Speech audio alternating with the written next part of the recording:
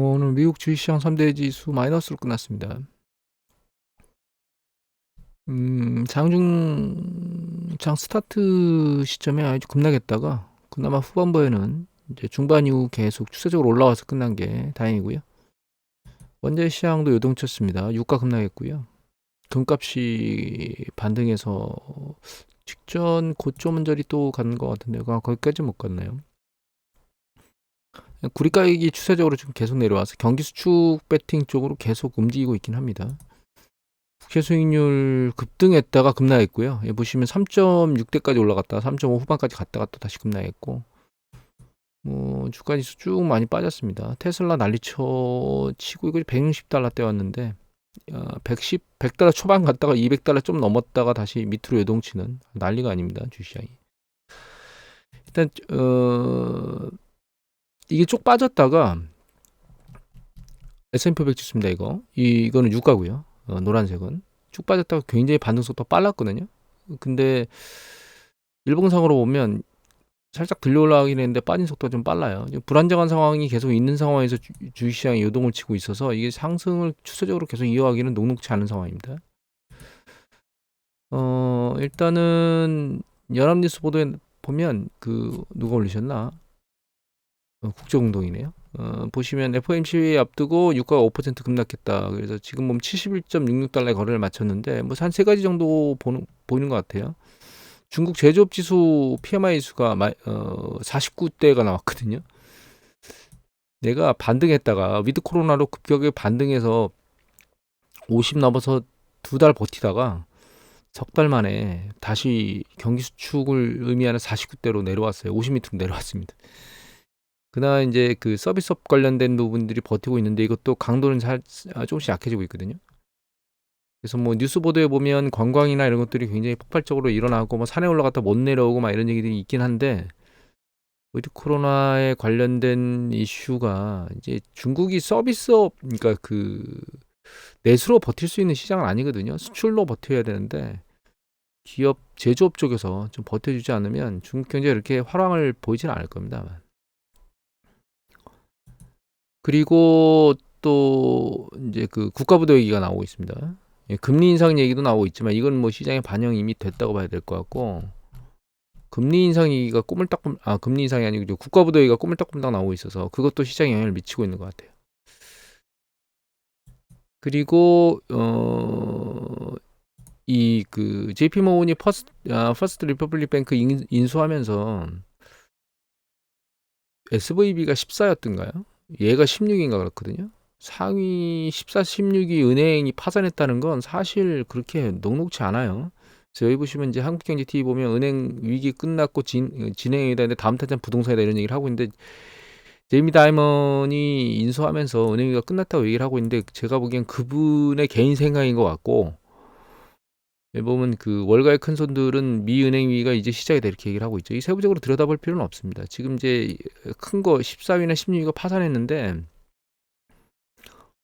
파산한 게 이제 채권 문제하고 뱅크런 문제 두 가지로 파산했잖아요. 근데 이제 다음번이 부동산이고 지금 이제 첫 번째 타자가 우리나라 같은 경우는 5월 달에 프로젝트 파이낸싱 문제가 있고 미국은 지금 6월 달에 국가 부도 문제가 있다가 세금이 확 좀 거치는 바람에 재무부 개정을 보면 살짝 반등했거든요. 보여드릴까요? 이게 재무부의 연준 계좌거든요. 그러니까 재무부 은행 정부죠. 정부 통장이에요. 정부 통장인데 쭉쭉쭉 바닥으로 쭉 내리붙다가 4월 15일일 겁니다. 아마. 그때 세금이 좀 예측치보다 훨씬 많이 걸쳐가지고 급등한 상황이에요 지금. 여기서 이제 공무원 세금 주고 이것저것 정부 지출하면 여기서 조금 빠지거든요. 그래서 이제 6월 1일 날에 엑스데이다 어쩌다 이런 엑스데이가 국가부도 날 말하는 건데 그러고 있다가 반등해서 7월 달로 좀 밀렸다 이런 얘기들을 하고 있는 상황입니다. 근데 옐런 장관이 계속 불을 지피고 있죠. 야 국가부도 날지도 몰라. 좀 정신 좀 차려라. 뭐 이런 얘기들을 하고 있는 거예요. 여기 국가부도 한도 얘기를 하고 있잖아요. 빠르면 6월 1일이라고 얘기하는데 이게 반등한 것 때문에 6월 1일은 아니고 7월 달 얘기가 나오고 있습니다. 중요한 거는 이게 이러다가 또 S&P가 예전에 말씀드렸는데 지난번에 2011월 8월인가요 7월에 미국의 신용등급을 강등시켜 버렸어요 한 단계. 그런 일이 터지면서 주가 지수가 15%가 급락했거든요. 뭐 그런 일이 또 터질지는 모르겠습니다.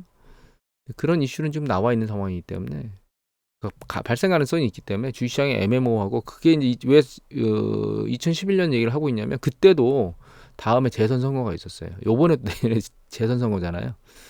공화당하고 민주당 양당이, 특히 공화당이 목리를 부리고 있긴 한데, 그 뒤에 그 목리 부린 것 때문에 그 트럼프 아니겠죠. 그때는 저기죠. 오바마가 재선에 성공했다는 얘기들도 있고, 그때 목리를 부렸던 애들이 2013년에도 한번 그 목리를 부려가지고 그 공무원들 일시해고인가 뭐 그런 일이 있었을 겁니다. 그때 그 티파티인가 공화당에, 예. 그 관련된 의원들이 그 다음번에 재선을 다 못했어요. 목리를 불렸다가 두 번 목리 불렸다. 2011년도, 2013년도에.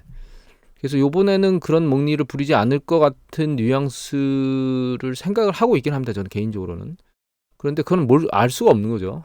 어떻게 될지. 그래서 그 부분이 계속 시장에서 불안정성으로 일고 있고, 이 사우디나 일부 국가들이 감산 결정을 치고 나서 유가를 들어 올렸는데 다시 밑으로 밀려 내려왔거든요. 이 조금 더 내려가면 오펙 플러스 전체가 합의를 안 한다 하더라도 또 일부 감산을 시도할 가능성이 있습니다. 그리고 아직 제이미 다이먼 같은 경우는 은행 위기가 끝났다고 얘기를 하고 있지만, 이 스몰뱅크의 예금 수준은 한번 급락한 이후에, 지난번에 SBB 사태 이후 급락한 이후에 이 예금 잔고가 늘어나지는 않고 있거든요. 이 움직임이 지금까지는 추가 뱅크런 이탈이 있어 보이진 않아요. 1차는 있었는데 요거는 이제 모니터링 계속 해야 돼요. 그렇다고 이제 추세적으로 이렇게 쌓아나가지도 못하고 있고, MMF 쪽으로 자금이 몰리고 있거든요. 이 대형은행 쪽도 예금 규모는 계속 줄고 있습니다. 이거는 지방 소형은행, 중소형은행이거든요. MF 쪽으로 자금 늘어나고 있고, 그래서 아직 시장 은행의 불안정성은 확실히 끝난 건 아니다, 이렇게 이해를 하셔야 될 것 같아요. 그리고 노동시장이 식어가나라고 하는 해고들이 쭉 나오고 있잖아요. 그래서 월가 해고가 계속 이어지고 있고, 뭐 금융시장 해고 안 한다고도만 또 몇 군데 해고한다고 또 얘기가 나왔고, 이번 모건스테인 3,000명, 모건스테인 돈 잘 벌면서 사람 막 잘라대고 있죠. 미국이 고용지표가 상당히 경기 사이클이 있는데 선행지표로 쓸 수 있는 이유는 이렇게 해고가 자유롭기 때문입니다. 유럽이나 우리나라 지표는 함부로 법인들이 해고를 할 수 없기 때문에 고용지표를 경기 판단하는데 사용하면 후행지표이기 때문에 쓸모가 없는데, 미국은 달라요. 계속 해고를 하고 있다는 얘기는 결과적으로 향후의 경기 사이클의 불안정성, 수축을 대형 기업들, IT뿐만 아니라 금융시장 쪽에서 그런 생각을 하고 있다는 뜻입니다. 이게 신규 실업수당 이게 이제 신규 일자리거든요. 신규 일자리가 추세적으로 내려오다가 올 초에 살짝 반등했었거든요. 그런데 추세적으로 계속 내려가고 있습니다. 일자 수 줄어들고 있고, 이거는 어드바이저 퍼스펙티브에 나오는 데이터입니다. 그래서 좀 전에 봤던 일자리 수가 요거고요. 추세적으로 계속 내려가고 있고, 요게 고용이거든요. 고용도 추세적으로 계속 줄어들고 있어요. 이게 그만두는 거고요. 얘가 대량 해고입니다. 대량 해고 늘어나고 있고, 그만두는 숫자는 계속 변함없이 움직이고 있고, 고용은 줄어들고 있고, 신규 일자 수는 줄어들고 있어요. 전체적으로 놓고 보면 제가 보기에는 고용시장은 식어가고 있습니다. 이쪽이 식어가고 있는 패턴을 보여주는 정확한 패턴이거든요. 보면 고용이 정점을 치고 내려오고 있죠. 일자리 수 줄어들고 있죠. 이거 그만두는 숫자도 조금씩 줄고 있고, 대량으로 늘어나고 있죠. 정확히 그런 패턴을 움직이고 있습니다. 고용은 이제 정점을 지났고, 이게 지금 미국의 경기 사이클이 수축이 있느냐 없느냐 이런 얘기들을 하고 있고, 뭐 노랜딩은 이미 넘어갔고 소프트 랜딩이냐 하드 랜딩이냐 이런 얘기들을 하고 있는데, 주식시장이 어느 시점에 충격을 받느냐에 따라서 이 하락 강도가 달라질 거예요. 지금 커머셜 뱅크 얘기, 미국의 상업부동산, 커머셜 뱅크가 아니고 상업부동산 얘기, CRE 얘기들이 나오고 있는데, 얘가 주가가 낮은 상황에서 충격을 받으면 얘가 이걸 뚫고 내려갈 겁니다. 여기를 뚫고. 좀 높은 상황에서 충격을 받으면 얘를 테스트하러 내려오겠죠. 이런 상황이기 때문에 주가가 바닥이 어딘지 예측하기가 상당히 녹록치가 않습니다. 지금 물론 상업부동산 문제가 발생할지 안 발생할지는 또 지켜봐야 되겠죠. 그리고 미국의 이거 그러니까 내구재? 내구재 주문이 있는데 내구재 주문이 좀 좋게 전월 대비 증감률이 좀 증가한 걸로 나오긴 나왔거든요. 근데 여기 보세요. 여기 운송 부분을 제외하고 나면 운송 부분을 제외한 그 내구재 주문을 보면 늘어나질 않고 있어요. 추세가 계속 옆으로 개걸음을 치고 있습니다, 사실. 그러니까 운송 파트를 제외하고 나면 별다른 게 없다는 거예요. 그리고 요게 그 출하거든요. 전체 제조업의 출하입니다. 출하. 계속 추세적으로 줄고 있죠. 공장에서 물건 빠지는 강도가 줄고 있다는 뜻입니다. 여러 국면에서 꼬물딱 미국의 경기가 식어가고 있다라고 하는 것들이 보이고 있는 상황이고, 이런 상황에서 그냥 소프트 랜딩만 가능하다? 이게 물론 가능할 수도 있습니다. 가능할 수도 있는데 중요한 거는 이건 것 같아요. 여기 너무 이제 차이가 많이 나서 이렇게 보면 좀 애매하니까 일단 이것만 볼까요? 여기 이제 이게 실업률이고요. 얘가 신규 실업자는 총 건수거든요. 얘가 이제 바닥에 와 있잖아요. 둘 다 과거에 비해서. 그럼 이제 잘 보이기 위해서 이거를 좀 이렇게 당겨서 그 이전 패턴을 보여드릴게요. 이렇게 경기가 정점을 치고 수축했다가 확장 국면이 길어지는 가장 주된 이유는 아주 단순합니다. 그거는 이 고용 시장이 충분히 조정을 받고 나서, 그러니까 실업률이 상당히 많이 유지된 상태하에서 다시 경기 사이클이 진입되면서 고용들이 싹 시장으로 밀려 들어오면서 경기 사이클이 장기적으로 돌 수 있는 거예요. 근데 지금 충분히 실업률이 내려와 있는 상황이거든요, 바닥으로. 그리고 신규 실업자 청구 건수도 충분히 많이 내려와 있는 상황이에요. 근데 얘가 경기 사이클이 이게 상대적으로 덜, 그러니까 살짝 그러니까 소프트 랜딩을 한다면 이 실업률이나 이 신규 실업수당 청구 건수 숫자가 올라가는 강도가 약하다는 뜻이거든요. 걔는 결과적으로는 다시 또 경기 정점 사이클 언저리에서 또 왔다 갔다 한다는 뜻입니다, 사실. 그러니까 경기 확장 시기가 그렇게 길어질 수 없다는 뜻인 거죠. 과거에 비해서 이렇게 길게 추가적으로 이 긴 기간을 만들 수 없다는 뜻입니다. 이게 올해 만약에 소프트 랜딩을 진짜 한다면 올해에서 내년 상반기에, 그러면 실업률이나 이런 부분들이 충분히 조정이 없다는 뜻이고, 이거는 재고 조정도 충분히 안 일어난다는 뜻이고요. 주식 조정도 충분히 안 일어난다는 뜻입니다. 그리고 신용 버블에 대한 조정도 충분히 안 일어난다는 뜻이기 때문에 경기 사이클이 추세적으로 계속 긴 시간 진행되기가 어렵다는 뜻이거든요. 그러니까 경기가 정점 만들 때 이렇게 빠른 속도로 만들 수도 있고요. 이렇게 길게 만들 수도 있고, 아니면 살짝 파도치듯 이렇게 출렁이다가 만들 수도 있는데, 새로운 이렇게 올라갔다가 살짝 죽었다가 다시 새로운 사이클을 만들지는 못한다는 뜻이에요. 그래서 소프트 랜딩을 실제로 정말 한다 하더라도 그 경기가 그 사이클이 확장면을 유지하는 기간은 굉장히 짧을 겁니다, 사실은. 그리고 그 상황하에서 비용이 많이 높은 상황이잖아요. 금리도 높고 고용 비용도 이미 고용이 많이 찬 상태하에서 계속 경기가 돌아가야 되니까 그런 비용들이 많다는 얘기는, 그리고 이제 매출 부분이 일단 뭐 재고나 이런 부분들이 쭉 빠진 게 아니기 때문에 매출이 이렇게 급격히 기업이 늘어나지도 못하기 때문에 기업 이익의 상승 강도도 굉장히 느릴 거예요. 그러면 주식이 위로 머리를 추세적으로 뻗기가 어려운 상황인 거예요.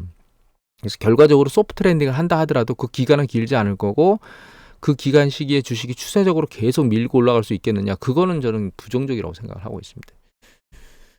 투자자의 입장에서 놓고 보면 하드 랜딩을 거치고 그 모든 4대 조정, 제품 조정, 고용 조정, 신용 조정, 자산 가격 조정이 다 일어난 상태 하에서 낮은 수준에서 매집을 해서 긴 시간 동안 올라가는 패턴이 훨씬 더 나은데, 중요한 건 그 시기에 현금 자금을 들고 있지 않은 사람들 같은 경우에는 굉장히 큰 타격을 입을 수 있다는 그런 난점을 가지고 있죠. 그러면 지금 시점에 우리가 생각해 봐야 될 건, 적정 수준의 현금은 반드시 보유하고 있어야 된다. 그런 하드 랜딩을 커버하기 위해서.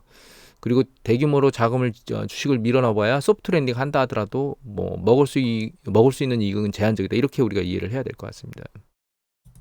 다음으로 그 한국경제 장서우 기자께서 5월 2일자로 올렸는데요. 테슬라가 모델을 인상했답니다. 근데 올린 게 30만 원, 39만 원이에요. 뭐 몇백만 원씩 뭐 1000만 단위씩 내렸다가 요만큼 인상해봐야 이게 뭐 감이 나오겠습니까? 물론 모델 Y 같은 경우에는 2,000위안 올랐다? 2,000위안 올라봐야 얼마 안 될 것 같은데, 가격이. 그래서 내릴 때는 팍팍 내리고 올릴 때는 찌끔 올렸기 때문에 이게 무슨 의미가 있겠습니까? 주가가 급락하면서 이게 화들짝 놀랐거든요. 이거 테슬라 주가입니다. 여기까지 빠졌다가 이거 트위터 헛짓거리 했다가 쭉 빠졌는데 급격히 반등한 이후에 추세적으로 힘을 잃고 있죠. 테슬라가 제 생각에는 성장 모멘텀이 끝났어요. 성장 모멘텀이 끝났고, 이제는 이제 정상적인 궤도안으로 가고 있다. 가격을 높게 불렀다가는 일단은 뭐 IRA에 포함되지 않을 수도 있는 위험성을 가지고 있기 때문에 거기 안에는 반드시 들어가려고 애를 쓸 거고, 지금 공화당에서 뭐 물론 IRA 법안을 폐쇄하라고 못할 거예요. 지들도 같이 동의를 해가지고 법을 통과시켰는데 무슨 거기서 삭감을 하라고 그럽니까, 예산을. 그건 말도 안 되는 얘기고, 점진적으로 그런 부분들을 줄어들겠죠. 전기차 보조금이나 이런 것들. 거기서 과연 테슬라를 사서 타야 될 다른, 그러니까 모든 어, 조건, IRA에서 그 세금 관련된 지원금이나 이런 것들을 받을 수 있는 조건이 다 사라진 상태 하에서 테슬라를 사야 될 이유가 있을까라고 하는 생각을 한번 해봐야 됩니다. 이게 가장 큰 경쟁력이라고 봐야 되거든요. 기업 브랜드 경쟁력이나 하여튼 선택 경쟁력. 그 상태에서 테슬라를 과연 다른 경쟁 전기차 대비 살려고 하는 매력도가 있는가? 저는 테슬라를 타보지 않아서 모르겠는데 개인적으로는 테슬라의 매력도가 점점 빠지고 있는 것 같습니다. 과거와는 다르게. 그런 관점에서 놓고 보면 테슬라 주식은 일정 부분 훅 빠진 다음에야 살 매력도가 커진다, 이렇게 생각하고 있습니다. 그리고 드디어 AI 얘기가 일자리를 엄청나게 뺄 거다. 여기 보시면 2027년까지 뭐 2,600만 개 뭐 전세가 뭐 이런 얘기들을 하고 있거든요. 그리고 IBM에서 향후 5년 안에 7,800명인가 없애버리겠다 이런 얘기를 하고 있고, 이 기사 하나 볼까요? 은행원 대체하고 뭐 이런 얘기를 하고 있습니다. 여기 보면 이거 그 윤다빈 기자께서 5월 2일 날 올렸는데 동아일보입니다. 사무직 800만 개 감소, 뭐 5년간 행정직, 기록관리 행정, 데이터, 여기 보면 은행원, 티켓 판매원, 데이터 입력 사무원 같은 기록관리 행정직을 뽑았다 이런 얘기를 쭉 하고 있는데, 대면 영업이 필요한 것들은 어쩔 수 없이 이걸 하게 되겠죠. 사실 은행에 가가지고 은행의 창구에서 앉아서 우리가 상품 하나만 만들려 해도 온갖 그 잡다한 사인이나 이런 행위들을 다 해야 되거든요. 그런 행위들을 대면이 없는 상태에서 할 수가 있을까? 그거는 아닐 것 같은데, 제 생각에는. 요거는 이제 굉장히 그 촉박한 거고, 은행 내부에서 단순한 서류 작업이나 이런 것들 하는, 제 생각에는 알바 직원이나 이런 사람이 필요 없어질 것 같아요. 일반 정규직원보다는 알바 직원이나 이런, 그다음에 단순 어떤 사무직이나 이런 것들, 단순 사무직이라는 게 대면 업무 안 하는 비대면 업무 말하는 겁니다. 그래서 그런 부분들이 많이 줄 것 같습니다, 사실. 티켓 판매원 뭐 이런 것들도 사실은 지금도 티켓 판매원이 필요할까요? 지금도 없앨 수 있는 상황이거든요, 이 티켓 판매원 같은 경우가. 뭐 자동화 이런 거 해가지고 하는데, 이거를 이제 사람처럼 지금 대응을 잘 못하지만 기계에서 사람이 이제 물으면 답하고 서로 대화하는 형태. 지금 대화가 아니죠. 일방으로 그냥 어떤 정해진 룰대로 하도록 만들어 놨고 그 룰을 모르면 헤매잖아요. 근데 이제 AI가 들어오면 스스로 판매해서 이제 그런 어떤 질문에 대한 대답이나 응답을 같이 할 수 있기 때문에 기계 자체가 완전히 바뀌겠죠. 뭐 할아버지 할머니들이 요새 그 키오스크인가요? 거기 가면은 잘 못하시잖아요. 근데 키오스크에 대고 묻는 거죠. 야, 지금 뭐 눌러야 되냐, 뭐 해야 되냐, 이렇게 물으면서 그런 키오스크가 나오겠죠. 그런 것들은 이제 가능하다고 보고 있습니다. 일단은 AI가 그 단순 반복직 같은 경우엔 일자리를 대체할 수 있는 수준이 굉장히 빨리 와 있는 상황이고, 이거는 AI 전문가의 그 의견을 들어보면 AI 전문가들조차도 상상하지 못했던 시기로 왔다. 점점 이 일반적인 행동을 하는 사람들한테는 잘 되지 않는, 그러니까 일자리가 쉽지 않은 그런 세상이 다가오고 있습니다. 오늘은 이것을 마치도록 하겠습니다.